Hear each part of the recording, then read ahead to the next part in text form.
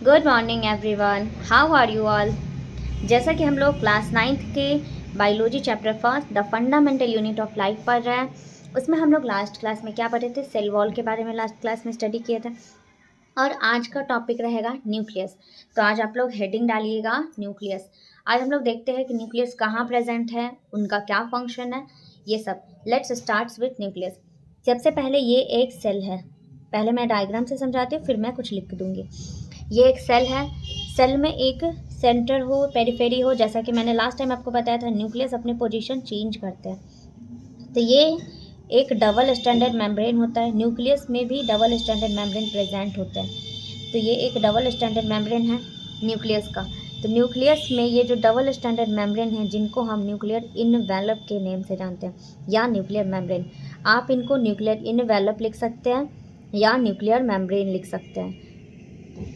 आप दोनों में से किसी भी नाम से इनको बुला सकते हैं। इवन लिखा रहेगा आपके बुक में, अगर न्यूक्लियर मेम्ब्रेन फिर भी यही होगा, एंड न्यूक्लियर इनवेलप फिर भी यही चीज़ है।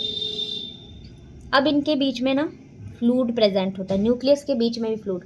यहाँ ये साइटोप्लाज्म है, उनमें भी फ्लूइड है।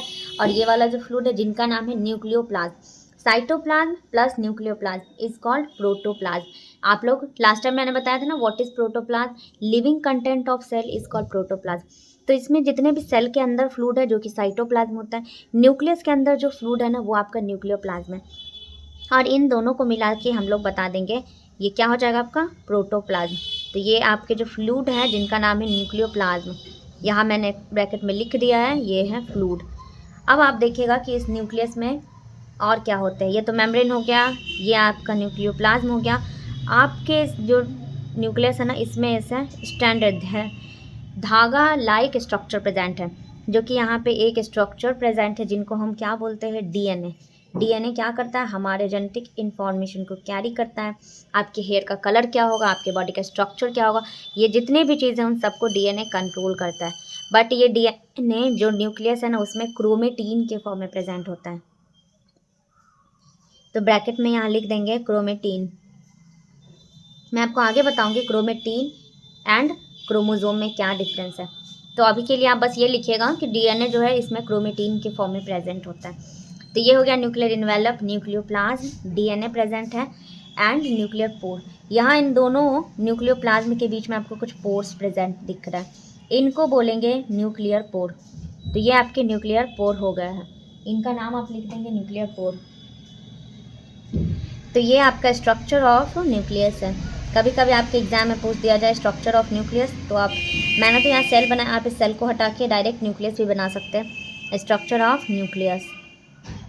अब मैं इनके बारे में कुछ पॉइंट बताती हूँ। न्यूक्लियस का सबसे फर्स्ट पॉइंट आप लिखिएगा, it is a controlling centre of the cell. ये सेल का कंट्रोलिंग सेंटर है, क्योंकि हमारे सेल को ये कंट्रोल करता है। जैसे कि बॉस होता है ना, वो पूरे ऑफिस को कंट्रोल करते हैं, एग्जैक्टली सेम लाइक हमारा जो न्यूक्लियस है, ये controlling centre of the cell है। ये उस सेल को पूरे कंट्रोल करता है। सेल में कौन सा फंक्शन किस टाइम परफॉर्म करना है, किस तरीके से होगा, ये सारा कुछ इनको ही मेंटेन करना होता है। सेकेंड पॉइंट आप लिखेंगे, it is also known as, या it is also called brain of the cell. आप इनको ब्रेन ऑफ द सेल भी इनको कह सकते हैं, ब्रेन ऑफ द सेल। तो इनको अलग अलग नाम से भी जाना जाता है, controlling centre of the cell, brain of the cell. अब इसमें क्या क्या प्रेजेंट है, तो एक डबल मेम्ब्रेन स्ट्रक्चर है। तो लिखिएगा double membrane structure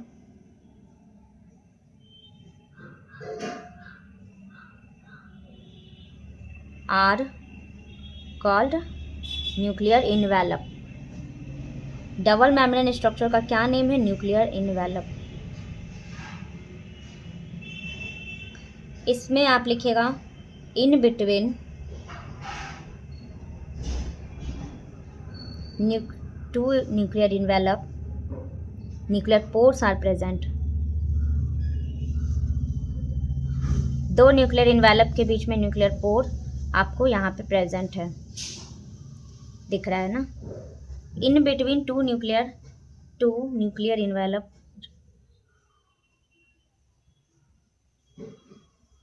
nuclear pores are present, जो कि यहाँ पे न्यूक्लियर पोर्स प्रेजेंट है।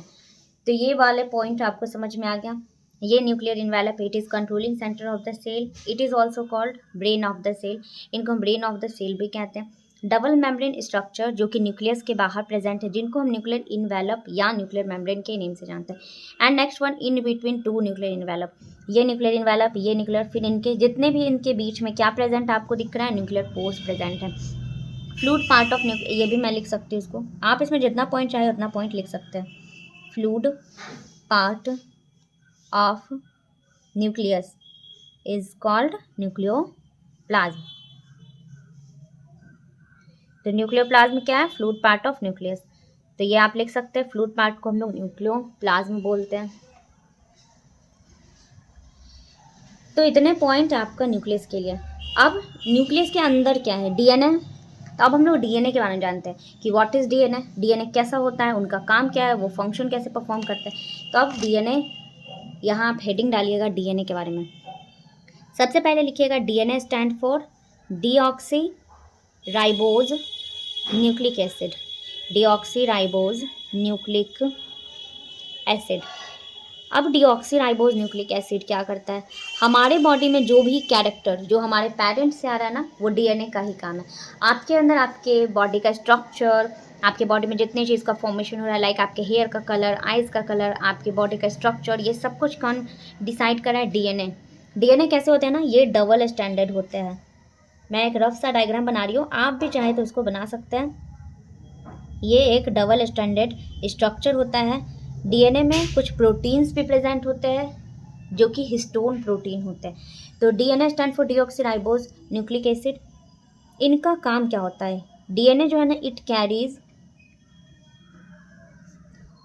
ऑल दी इंफॉर्मेशन, या मैं लिख सकती थी DNA carry genetic information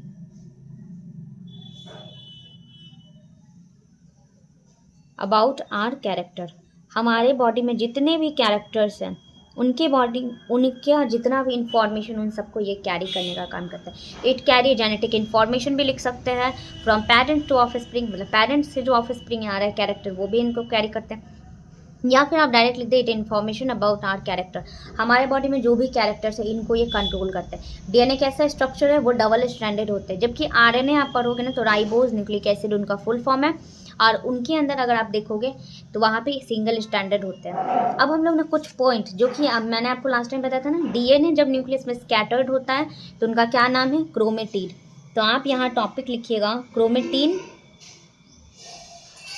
and chromosome. Chromatin and chromosome में क्या डिफरेंस है, क्रोमोजोम। तो सबसे पहले क्रोमेटिन जो है ना, वो स्कैटर्ड फॉर्म होता है, scattered form of DNA is called chromatin. Chromatin क्या है, स्कैटर्ड फॉर्म ऑफ डीएनए जो कि न्यूक्लियस के अंदर प्रेजेंट होते हैं। एंड क्रोमोजोम को अगर मैं यहाँ देखूँ तो ये हाईली कॉइल्ड होते हैं। ड्यूरिंग सेल डिवीजन के टाइम में क्या होता है ना, क्रोमेटिन कंडेंस करता है एंड फिर ये कॉइल्ड होता है, देन कंडेंस करेगा और फाइनली ये फॉर्म करेगा डीएनए को, जिनको हम क्रोमोजोम कहेंगे, form of DNA like chromosome. अब आपको ये जो क्रोमोजोम है किस टाइम दिखेगा, क्या आपको हमेशा ये दिख रहा है, नहीं। आपको पता है ना, अभी न्यूक्लियस में ये क्रोमेटिन स्कैटर्ड पड़ा है, जिस टाइम सेल डिवाइड करेगा ये उस टाइम आपका फॉर्मेशन होगा। तो क्रोमोजोम्स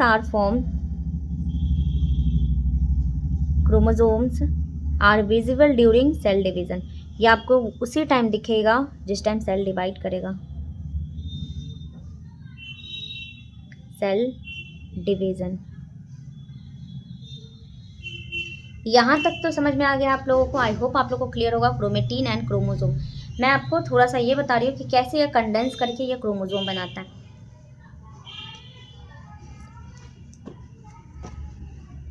अच्छा, यहाँ जो प्लेस है ना, मैं यहाँ पे आपको बता दे रही हूँ, ओके। आपके न्यूक्लियस में ऐसे स्कैटर्ड फॉर्म में क्या था, क्रोमेटिन था। इस क्रोमेटिन का ड्यूरिंग सेल डिवीजन कंडेंस करेगा, और फिर ये फॉर्म होता है धीरे धीरे, कंडेंस लाइक एक ये धागा है और कंडेंस होना स्टार्ट होता है। जैसे जैसे ये कॉइल्ड करेगा, कंडेंस करेगा और फाइनली ये अपना एक शेप ले लेगा।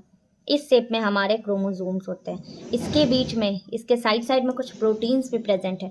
डीएनए में कौन से प्रोटीन होते हैं? ये हिस्टोन प्रोटीन होते हैं। तो डीएनए के अंदर कुछ प्रोटीन्स भी जो इनको कॉइल करने में हेल्प करता है, ये अपने प्रॉपर शेप में रह सके, इनको कॉइलिंग करने में ये कौन हेल्प कर रहा है?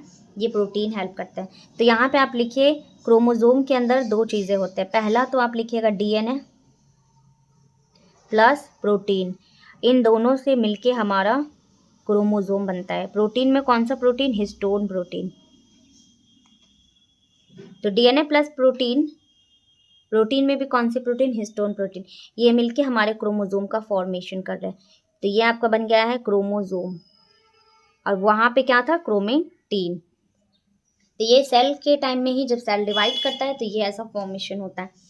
तो अभी तक मैंने क्या पढ़ा है एक बार रिवाइज कर देती हूँ। पहले मैंने डीएनए बताया, पहले तो मैंने न्यूक्लियस के बारे में बताया था। उसके बाद न्यूक्लियस के अंदर जो भी चीज़ें प्रेजेंट है उसमें डीएनए आया, डीऑक्सीराइबो न्यूक्लिक एसिड। इनका काम क्या होता है? It carry all the information about our character. और इसमें हम लोग देख रहे हैं ये जो है आपके न्यूक्लियस के अंदर जो कि कंडेंस्ड स्कैटर्ड फॉर्म में था, देन कॉइल एंड कंडेंस होता है और फाइनली एक क्रोमोसोम का फॉर्मेशन करता है। आपके जो क्रोमोसोम है उसमें डीएनए प्रेजेंट होते हैं, deoxyribo nucleic acid and protein होते हैं। प्रोटीन में कौन से प्रोटीन? Histone protein. और मैंने यहाँ डिफरेंस बताया कि what is the difference between chromatin and chromosome. Scattered form होगा डीएनए में, दैट इज कॉल्ड क्रोमेटीन, जो कि आपको फिर से वो जब कंडेंस होना स्टार्ट करेगा, और highly coiled and condense form DNA का क्रोमोसोम। ये क्रोमोसोम आपको कब विजिबल होगा? क्या हम हमेशा क्रोमोसोम को देख सकते हैं? नो, क्रोमोसोम आपको सिर्फ सेल डिवीज़न के टाइम में ही दिखेंगे। तो आज इतना ही रहने देती हूँ, और नेक्स्ट क्लास में मैं आगे दूसरा सेल ऑर्गेनेल्स बताऊँगी। तो आज के लिए इतना ही है। आप बताइएगा, आपको कुछ डाउट होगा तो कमेंट कीजिएगा, लाइक एंड सब्सक्राइब कीजिएगा। आज के लिए इतना ही, मिलते हैं नेक्स्ट क्लास में। Thank you.